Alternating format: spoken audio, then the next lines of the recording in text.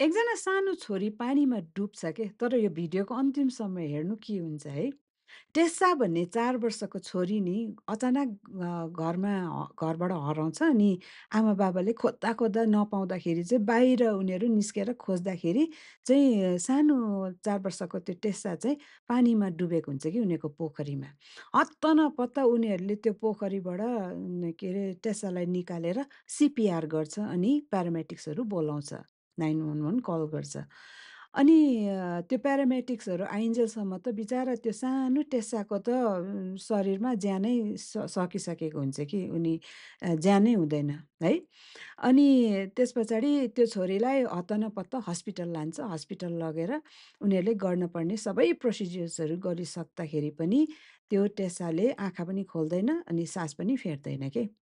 अनि त्यस पछाडि आमा त हो नि है, आमाको माया कस्तो हुन्छ कि अनि त्यो आमाले के गरौँ, गरौँ, गरौँ कुनै पनि उपाय नपाएको कारणले गर्दाखेरि चाहिँ उसलाई चाहिँ प्रार्थना गर्नु मन आउँछ के। अनि त्यो टेस्साको शरीरमा चाहिँ आमाले हात राखेर मेरो टेस्सालाई परमेश्वर तपाईँले बचाइदिनुहोस्, जगाइदिनुहोस्, यसलाई जोगाउनुहोस्, बचाउनुहोस् भनेर जब परमेश्वरले बचाउनु सक्नुहुन्छ भनेर विश्वासमा उसको आमाले प्रार्थना गर्छ नि होइन। टेस्साले फर्स्ट टाइम आँखा खोलेको चाहिँ तपाईँले यो भिडियोमा तपाईँले हेर्नुहोला है।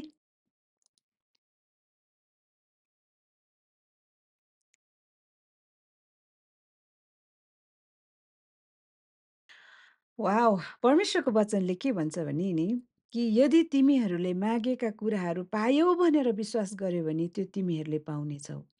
अनि परमेश्वरको वचनले यो पनि भन्छ कि जुन शक्ति चाहिँ प्रभु येशू ख्रीष्टलाई मरेकोबाट बचाउनु भयो, जिउँदो बनाउनु भयो, त्यो शक्ति चाहिँ तिमीहरूभित्र पनि छ। के तपाईँ झुट्टा कुरालाई तपाईँले विश्वास गरिरहनु भएको छ कि परमेश्वरको सत्य वचनलाई विश्वास गर्न चाहनुहुन्छ? Like and subscribe and follow for more and I will see you again.